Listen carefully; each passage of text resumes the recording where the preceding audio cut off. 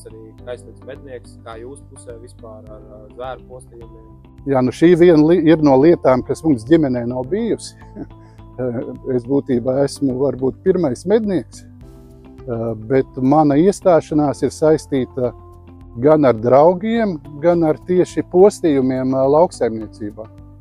Kad sapratu, ka ir jāiesaist tajā, un tas ir arī veids, kā palīdzēt, teiksim, šos postījumus mazināt. Saimniecībai, gan lauksaimniecībai, un savā ziņā arī piekopt aktīvu dzīvesveidu. Vēl ir ļoti labi hobiji, kā būt sporta fanam. Kādreiz nodarbojos, tagad fanoju.